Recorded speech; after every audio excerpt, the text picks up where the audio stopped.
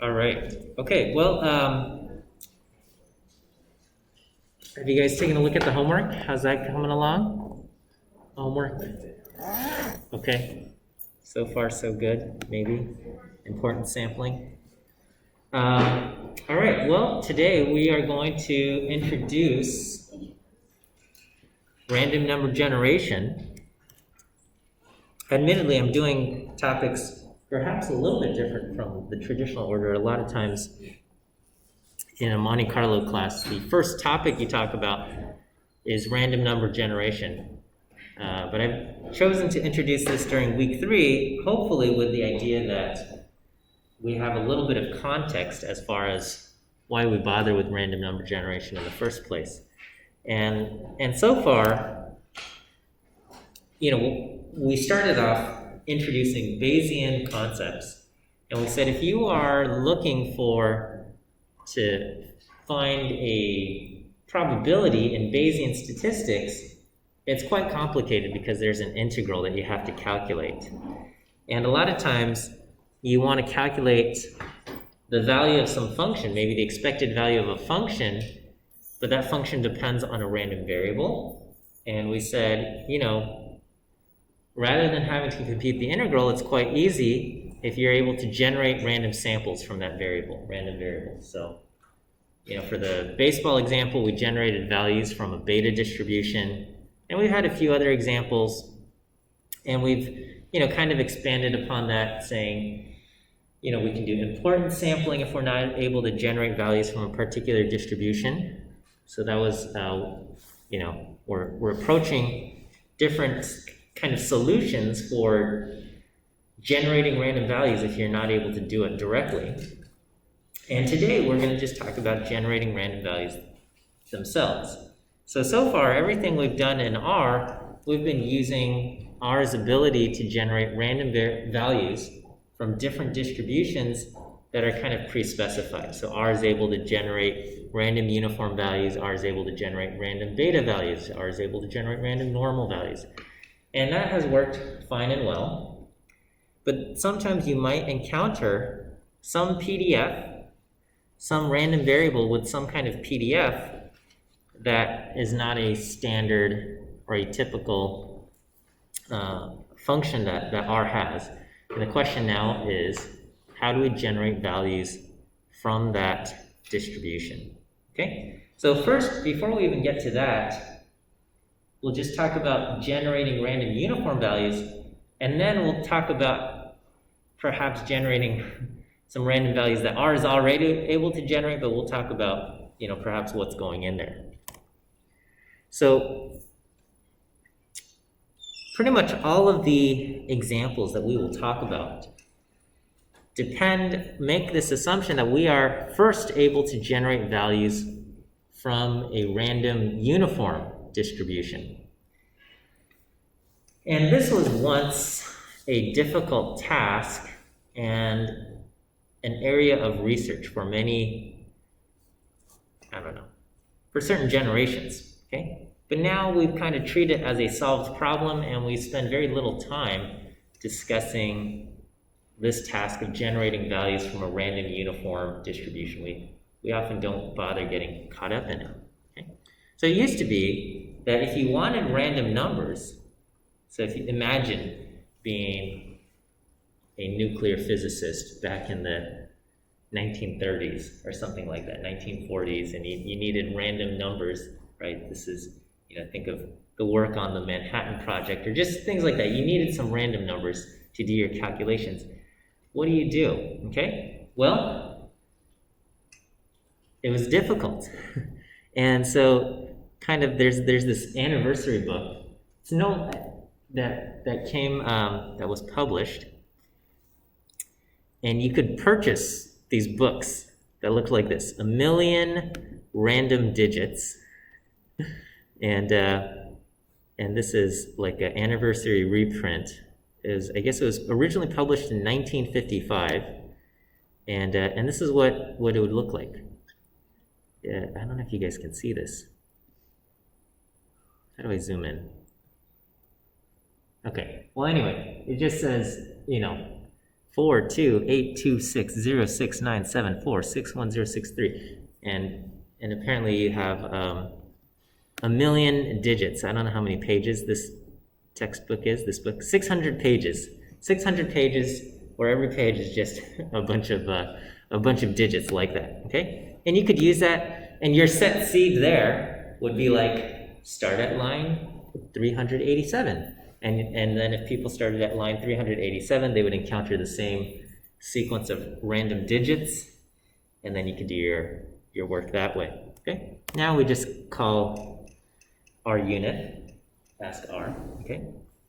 Now this is, I always like to just think a little bit about what it means to be random. Just because when we use the computer to generate random numbers, they feel like random numbers, but they're not really random numbers, right? Because the fact that I use set seed, and I can tell you to use set seed, and we get the same numbers, this tells us that these numbers are actually being generated by a deterministic process, right? If I set my seed to 3 and you set your seed to 3, it's determined the outcome that we're going to get, right? And so, if you take a class on philosophy, there might be a section where you talk about determinism and compatibilism and, can people have free will, things like that, right? We talk about flipping a coin, rolling a die. Is it truly a random thing? If you knew the exact force that you apply to the coin flip, other physical properties, can you predict how it's going to land? And if you think about what's happening inside of your brain and the thoughts that you have, we could say, you just have these neurons in there and they're responding to electric impulses. And there's like a set of rules that determine how these electric impulses go. And, when you make a choice, is it really your choice, or is it just, was this going to happen anyway because of the electric impulses that came in to determine your thing, right? And so anyway, that's entirely separate. But yeah, do we have free will? Is anything even random, right? Is anything even random? Is everything predetermined? Maybe if you think about quantum mechanics, I don't know if did anybody there's like something supposed to be that's truly random at the quantum level. That's like one of the postulates of quantum mechanics. Einstein didn't like that. He said something along the lines of God does not play dice, but it seems, if you talk to a quantum physicist, they will say, yeah, what's happening inside the atom is truly random. But Einstein argued it's not actually, we just don't know what's happening. Okay, all right, anyway. Side note, people like to share their opinions about if anybody has free will or not, but I don't know, that's not well, basically your computer random generator does not have free will, okay? And it's not really random, it's pseudo-random, okay? And so anyway, we are generating values in a deterministic way that creates a sequence of numbers that appear random, right? And what does it mean to appear random? Okay, this would mean things like every digit has an equal probability of showing up, and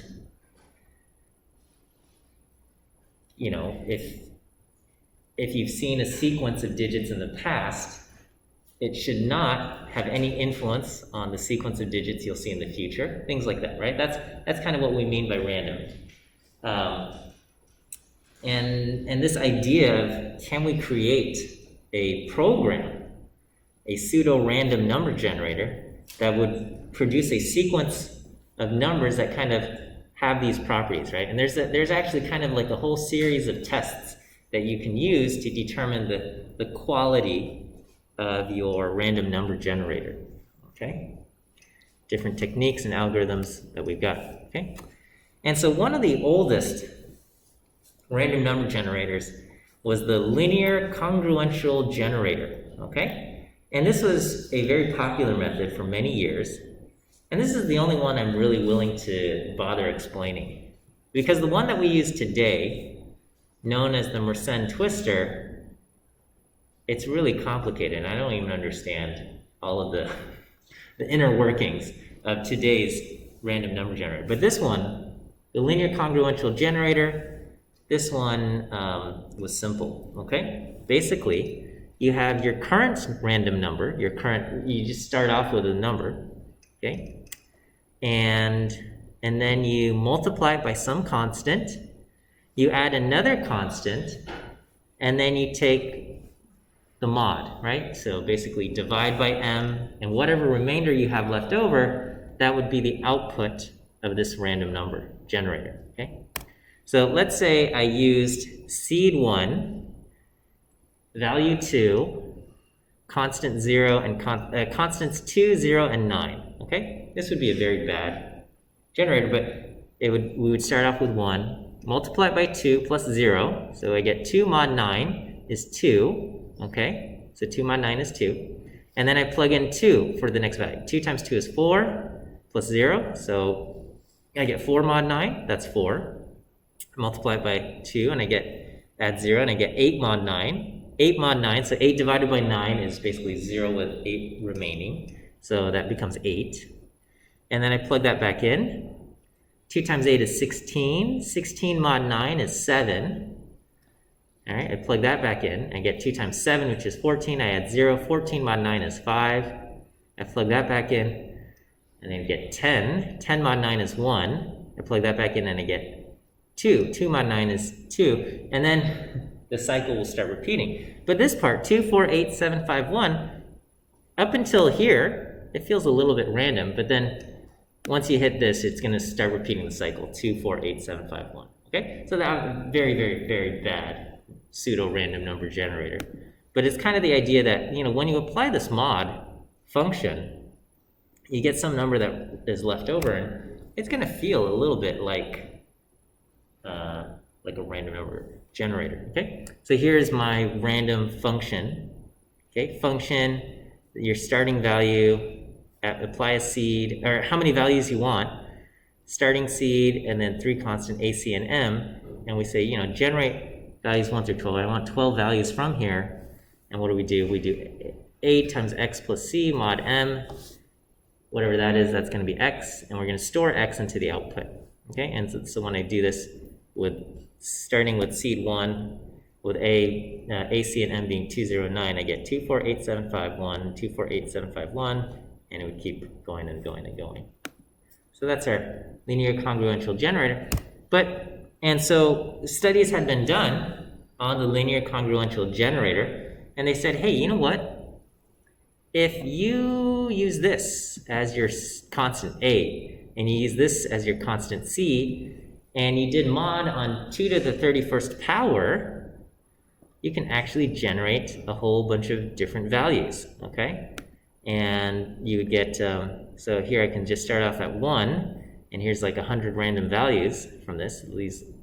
And if we were kind of plot out, if we take everything and we divide everything by 2 to the 31st, which is kind of our biggest number, these are the different numbers that I would get, okay? So I would get digits that start with 0.1, or 0.0, 0.1, 0.2, 0.4, so on and so forth. And we get something that looks almost uniform, not 100%. This is 10,000 values, but we get quite a few values here, and this was a popular choice for generating random uniform values between 0 and 1. And it could generate basically 2 to the 31 unique different values, okay? And this, and if you plotted, if this is supposed to be your random uniform distribution, how close of an alignment do we have? Here is in red. In red is the theoretic CDF of the random uniform, and in black I have the empirical CDF of my sample that I've generated, and we can say there's pretty close alignment. It's not perfectly so, and probably not as good as a higher quality pseudo random number generator, but this was a popular choice. Popular choice for generating random numbers, okay, back in the day. Right? We don't use this anymore. It has fallen out of favor, but this is kind of how we would generate random numbers, okay? The linear congruential generator, basically just getting your next value by following kind of this process of multiplying it by a constant, adding a constant, applying the mod, okay? Let me go ahead and give you your first view quiz answer for today. Today's first view quiz answer is the letter E. E as in elephant. E as in elephant is your first view quiz answer. Okay, and so research was being performed to get better performance out of some different pseudo random number generators. And so again, this linear congruential generator, it's simple and it's easy to understand, and I can put a couple slides on it, and you would be able to use it to generate some random values, but it's fallen out of favor, okay? There's certainly more complicated ones and more robust ones. Robust meaning, you know, when we give it a series of tests, kind of just saying like, can we predict any kind of value or anything like that, it passes them, right? So probably the most popular choice today is known as the Mersenne twister, okay? And it's the default random number generator for R, as it is for Python, MATLAB, some versions of C++, a bunch of other languages. If you do a Wikipedia search on Mersenne twister, it'll say it's the most popular one. That's probably true, okay? It was developed back in 1997, so it's recent, but it's also old, right? So I guess 97 is what, 24 years ago, okay? And then after it was developed, it kind of took over and thing, okay? And it uses a Mersenne prime, which is basically a power of 2 minus 1. It's the 2 to the 19,937 as kind of, I guess, one of the values that it's used.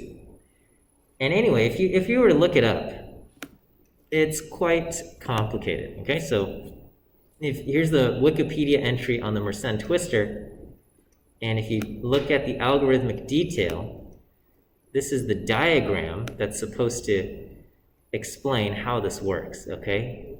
You initialize the generator, you extract some number. I have no idea what's happening in this picture, okay? And it's somehow generating numbers here, okay? And then, well, anyway. And it involves a whole bunch of what's called bit shifting, okay, right? You think of your integer or the number that you're using as a sequence of 0 and 1 bits, and you're basically just going to shift things over to the left or to the right or something. And it's basically multiplying by 2 or dividing by 2 or some power of 2. But anyway, it's beyond the scope of the course, okay? But anyway, all to say, the Mersenne twister works. We like it. It's passed a whole bunch of tests for statistical randomness. That said, it is not cryptographically secure. So one of the ideas of, you know, a random number generator is that, you know, if you see some values in the past, you shouldn't be able to predict what's going to happen in the future. And for most intents and purposes, that is true. But it has been cracked in the way that if you do see a sequence of numbers, you are able to kind of reverse engineer and figure out what the starting seed was, and therefore you can then start to predict what values will come out into the future, okay? So don't use it to come up to generate like passwords or something for a bank, but other than that, it's quick, it's fast, it's high quality. We like that. Okay, so if we can assume that we're now able to generate random numbers from the uniform using the Mersenne twister, then we can focus on, okay, how do we go about generating random values from different distributions, okay? And so the rest of today's lecture and the rest of this week will focus on this topic of generating values from different random distributions. So again, we start off, and we're just going to say, all right, this is we're going to generate values from the random uniform. The PDF for a uniform distribution, standard uniform defined on 0, 1. The PDF is 1 for everything between 0 and 1 inclusive, and it's 0 everywhere else. and we'll use RUnif. Okay? And this is the key idea here, the InverseCDF method. Okay? The InverseCDF method says if you have any distribution with some PDF f, then you have the cumulative distribution function, the CDF function, is capital F, and it's defined as the probability that random variable x is going to be less than x, right? So capital F, the CDF at location x, is the probability that your random variable x is going to be less than or equal to x, okay? Which is basically the integral from negative infinity to x of f of t to t. Okay? And basically what this does, what the CDF does, is it takes the support of x, whatever it is, for the normal minus infinity to plus infinity, and it maps it to the interval 0, 1. Right? So everything that's on your support, eventually, whatever range you have, the output of the CDF is always going to be a value between 0 and 1. Right? Anytime you type in a p function into R, p norm, p unif, p beta, the output is always going to be between 0 and 1. You'll never get, the output of p norm will never be bigger than 1. The output of p norm will never be less than 0. Okay? And you can, a little bit more is written in Wikipedia on this page, inverse transform sampling. And so what we can do is we can use this kind of, this fact, okay? And so if you think about the random distribution x, or the random variable x, and you have the CDF, you apply the CDF to that random variable, what is the distribution of the output? Okay. So if I pick a random number and then I plug it into p norm, what kind of numbers will I get? Okay, what is the distribution, right? So let's say x is random normal, and I plug x into the CDF, normal CDF. What is the distribution of that result? Okay, the distribution of that result, anytime you have some random variable x and you plug it into its own CDF function, the distribution of that resulting value will be a standard uniform distribution. Right? So if you think about it, it kind of makes sense, right? Because how often will p norm be less than 0.5? Right? If you got x comes from a random normal distribution, and then you say, we're going to take x and plug it into p norm, the CDF, the normal. How often is that output less than 0.5? Well, it's less than 0.5 of the time, right? You're going to get a random normal, right? Because p norm, it becomes 0.5 at 0. How often do you get a random normal less than 0? It happens 50% of the time. So p norm is going to be 0.5 or less 50% of the time. Okay, what about p norm 0.05? Okay, well, how often do you get p norm 0.05? Well, your random normal has to be less than negative 1.645. How often does that happen? That happens 5% of the time. So how often do you get p norm less than or equal to 0.05? It happens 0.05% of the time, or 0.05 of the time. So this has a standard uniform distribution. You can think of any other random variable. If you plug it into its CDF, that value that the CDF outputs will follow a standard uniform distribution. So the function f will take some random variable x and transform it into a standard uniform value. And so if we reverse this process, if we say, let's say I start off with a random uniform value and I plug it into the inverse of f, the inverse, so the q function, right? So you plug in q norm. So q norm is you plug in a value between 0 and 1 and it outputs the corresponding quantile. That will transform it back to the random variable x. Okay, so the inverse CDF is defined as this. F, big F to the negative 1, the inverse function, the inverse CDF function applied to some value u indicating that, now we're plugging in a uniform value, something between 0 and 1.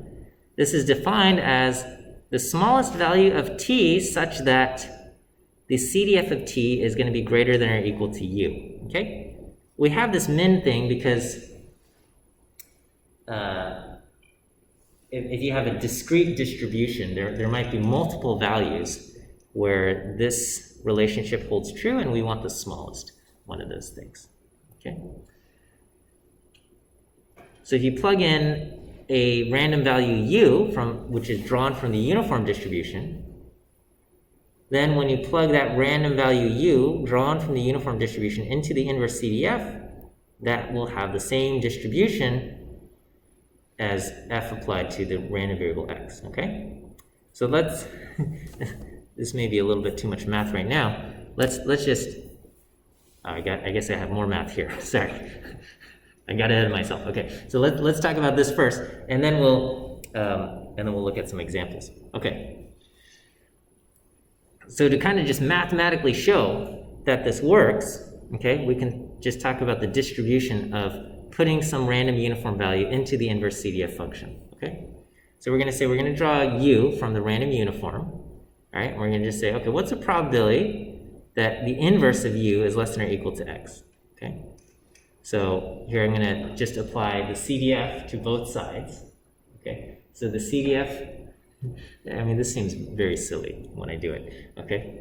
So when you apply f to the inverse, you just get u, and then over here you just get f of x over here, right? And we say, okay, what's the probability that u is going to be less than f of x? That's just going to be f of x, right? Because the probability that u is less than or equal to some number is just that number, right? It's like how often do you get, how often is the random uniform less than 8? 0.8? It's 0.8, okay? So that's just the definition there, okay? And so therefore, this distribution, f inverse of u, has the same distribution as x itself. Okay, so the way it works, this is just the algorithm. We're just gonna, step one is we have to derive the inverse CDF function. This might be difficult depending on the function itself. Then we generate random uniform values, and then we plug in those random uniform values into the inverse CDF function, okay? And this would work as long as you can find the inverse CDF. It works on continuous distribution, it works on discrete distributions. The hard part is figuring out this inverse CDF function sometimes, okay? So we'll just start off with some simple examples where we can find the inverse CDF, and then we'll look at maybe we'll talk about what do we do when it gets harder. Let me go ahead and give you your second view quiz answer. Today's second view quiz answer is the letter C. C as in cat. C as in cat. Second view quiz answer.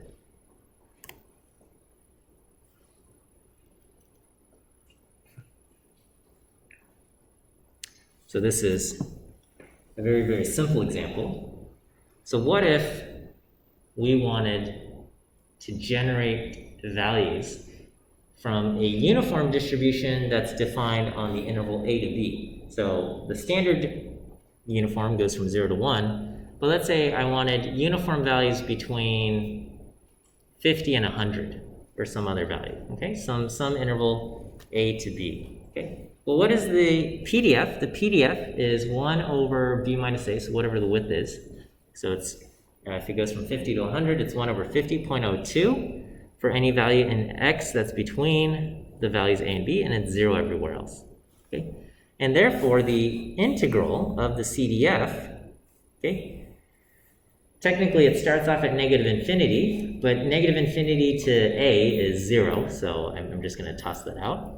Okay, and then we're going to go from a to x of the PDF, 1 over b minus a dt.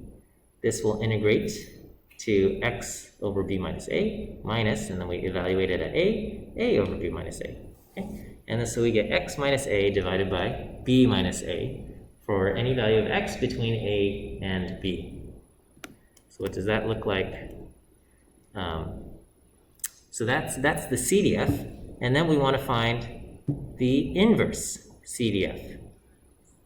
Okay, the inverse CDF. So we're going to set the CDF equal to u, and then we rearrange terms and we solve for x. So I have x minus a divided by b minus a, multiply both sides by b minus a, and then we add a. Okay, so I get x is equal to b minus a times u plus a. So basically, I'm going to start off at a and then add the factor b minus a times u. So the width of my interval times some value here, okay? So for example, let's say I wanted to generate random values on the interval 10 to 20, okay? So basically I want all values from 10 to 20 to appear with equal probability. How can I do this? Okay, if I produce a random uniform value, if the random uniform value is 0, okay, which never happens, this would correspond to an x value of 10, right? Because my function is b minus a times u plus a. So b minus a is 10 times u plus a, 10. So starting at 10, that's the smallest value I can generate. That happens when u equals 0. I'm going to generate the value 10. If u ends up being 1, which is the largest value I can possibly generate, then we're going to get 20, right? So I get 10 plus 10, I get 20. And then basically anything in between is going to show up. So if I get u is, say, 0.22, then I'm going to get the value 12.2. If I get u is 0.5, I'm going to get the value 15, right? So how often do I get a value less than 15? That's going to happen 50% of the time. How often will I get a value less than 18? That will happen 80% of the time, because that's going to happen when u is 0.8, okay? And so this will allow us to generate values from this uniform distribution, the uniform distribution from 10 to 2, using values from the standard uniform. Okay, so we're corresponding from standard uniform 0 to 1 into some other distribution, in this case 10 to 20. And I think this one's very simple to understand and visualize.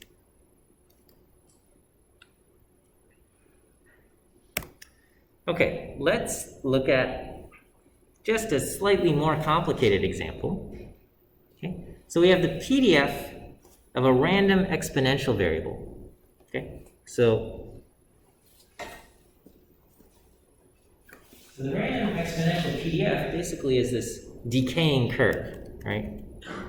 So this is what your random exponential PDF looks like. It's kind of this, it starts off there. And so what is the CDF, okay? Well, we could figure this out, or we could just derive it ourselves. So starting, the PDF is defined for any x greater than 0. So we're going to integrate from 0 up to x of lambda e to the negative lambda t dt, because we want to find our function in terms of x. And so when you plug in, when you plug this in, you get 1 minus e to the negative lambda x for any value greater than x.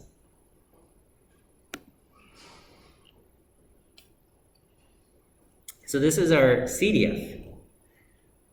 And how do we find the inverse CDF? Okay, well, we're going to take our CDF, set it equal to u, and solve for x. So I'm going to have 1 minus e to the negative lambda x equal to u. I'll subtract 1 from both sides, and then I'll multiply both sides by negative 1. So now I have e to the negative lambda x is equal to 1 minus u.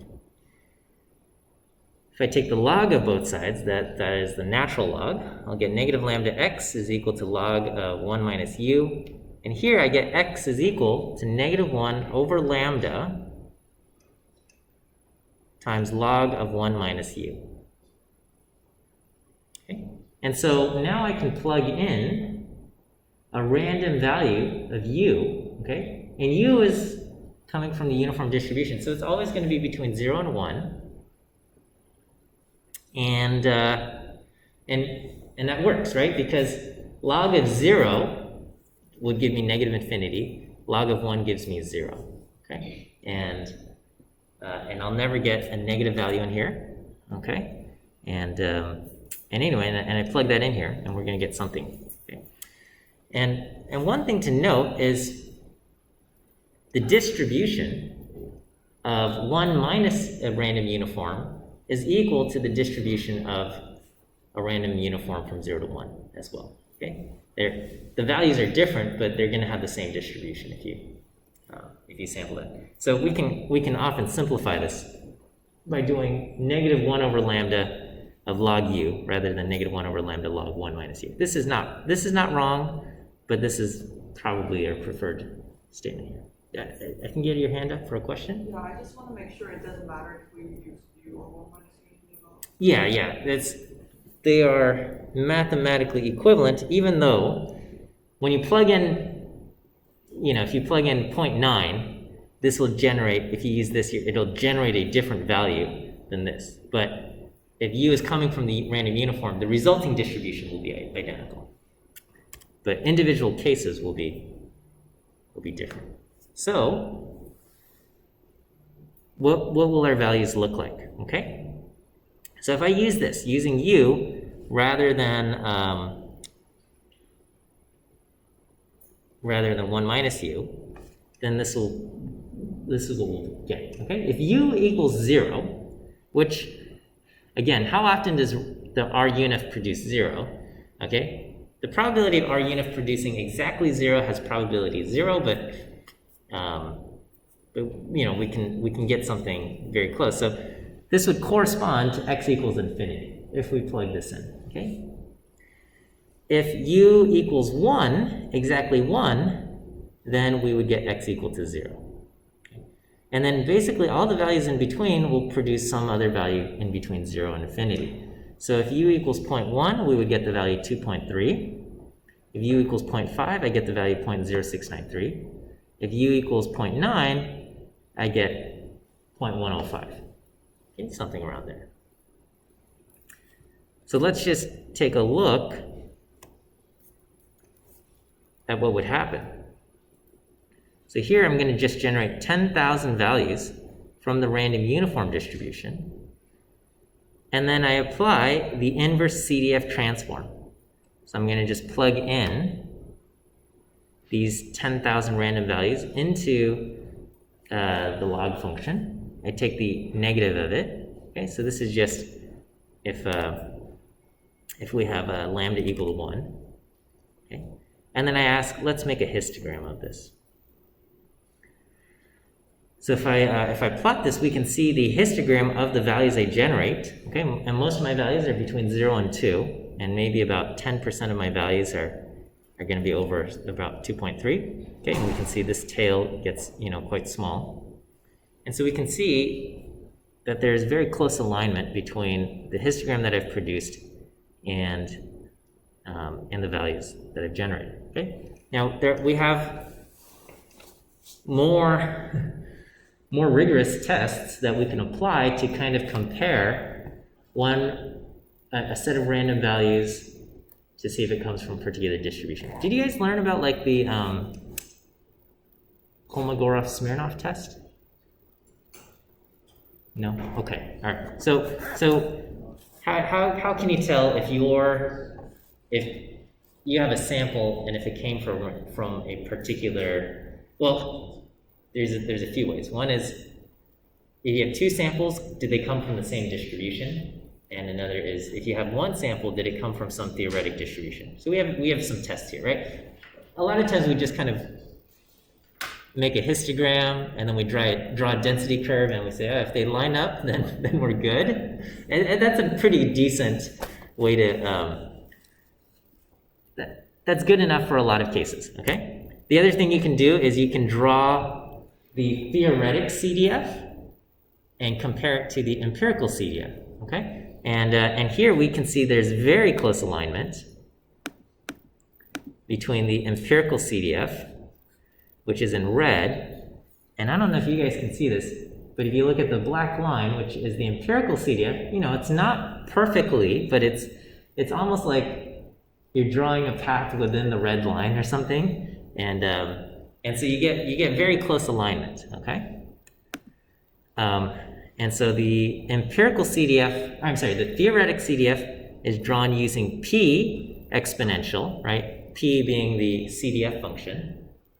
And here I just arbitrarily chose to go from 0 to 10, but technically the exponential goes off to infinity. It's just, once you get to a certain point, it's asymptotically approaching 1, okay? And then I plot the InverseCDF on top of that, okay, using add equals true.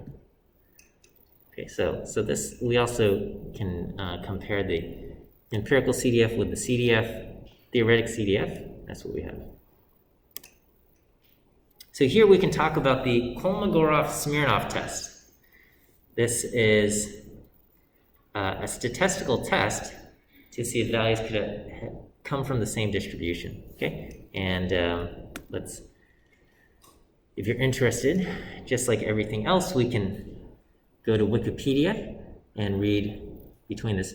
And basically, it's looking for the difference between the empirical CDF and the other line. In this case, we have a theoretic CDF, but you can also do you can take two empirical CDFs and see how different are they. Okay, so you have the 2-sample Kolmogorov-Smirnov test and the 1-sample one. Okay, so anyway, here, if you're testing it against a theoretic distribution, okay, you give it the sample that we're looking at. Here we're looking at the sample x, okay, because this is the values that we've generated using the InverseCDF method. So we're going to plug that in, and then we want to compare it to the theoretic CDF.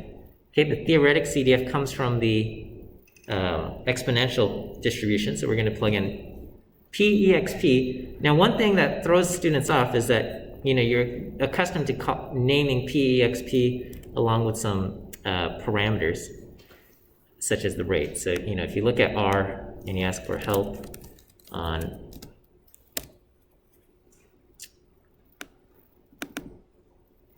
the exponential distribution, okay, when you call PEXP, you put the rate parameter inside. Okay, when you're calling it with the Kolmogorov-Smirnov thing, you put it outside. You just name the function name without parentheses. Oops. And then you say rate equals 1. So if you're doing something, if you're comparing it against, say, like the normal distribution, you would do P norm, comma, mean equals 7, comma, standard deviation equals 8. So you put in those parameters that you would put inside P norm or something. They go outside, but inside the KS test. Okay, so anyway, we run this, and it gives me a p-value of 0.3886, okay? Which, basically, your null hypothesis is that the data you have comes from this theoretic distribution. We get a p-value greater than 0.05, and so we say we do not have evidence, or we do not have reason, that the evidence does not provide us reason to doubt that the values came from an exponential distribution with lambda equals 1, okay? But, frustratingly, just like every other statistical test, we cannot say this proves that the values came from this distribution, but it just says that, the test shows that there's no evidence to the contrary. Right now, we don't have evidence that it didn't come from this distribution, and if this is our null hypothesis, then we will not reject our null hypothesis, okay? So, if you, so one thing to note is that this method of InverseCDF is actually used by R to generate values for the normal distribution. So when you ask R, let me make my text bigger. So when you ask R, give me like 10 random normal values, it is using the InverseCDF method, okay? So I'm going to do setSeed1, okay? And I'm going to say, give me 10 values from the random normal distribution. And it tells me, okay, you get negative 0.626, 0.1836, negative 0.8356, okay? If I say setSeed1, and I say, give me, well, let's do 10 random uniform values. If I plug in this number here, into the inverse CDF function in R. What is the inverse CDF function for the normal distribution in R? The inverse CDF, so what's the CDF function for normal in R? CDF is always P norm. What the inverse CDF is Q norm, okay? So if I take Q norm and I plug in this value, the value it spits out is the first value that we got here, okay? Now it does this weird thing where it does every other value. So if I take the next value and I plug in Q norm, okay, it gives me the next value. So Q norm of this random uniform value, 0.572853336, corresponds to 0.1836433, okay?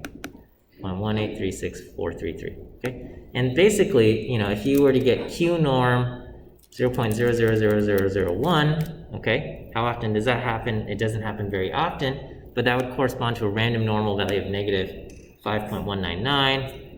And if you were to plug in Q norm 9999999, okay, then it gives you the kind of the positive version. But most of the time, right, 95% of the time, your random uniform values will be between, say, 0.025 and 0.975. So Q norm of 0.025 will give you negative 1.96. 0.975 will give you 1.96, and that kind of shows you that, yeah, you're going to get 95% of the time your random normal values will also be between 1.96 and negative 1.96, okay? So this inverse CDF method is used by R for the generation of random normal values. It's just, and that inverse CDF function is, you know, it's technically an approximation, but it's a high quality function that allows us to compute the corresponding value based on some random uniform quantile that we give it. Okay, so that's how R generates random uniform values, or I'm sorry, random normal values using the uniform distribution. But we can use this same idea to generate basically any function, any random values for any function that we can figure out the inverse CDF function for. Now, getting the inverse CDF function is not always an easy thing. Not always an easy thing. Okay, and so we'll talk about other strategies for getting other values if we can't figure out the inverse CDF in all of these cases here. Okay, let me give you your last view quiz answer for today. Today's last view quiz answer is A. A as in apple. A as in apple is your last view quiz answer. Okay. Okay, we'll end here for now, and we will see you guys on Wednesday. Have a good day. Professor, so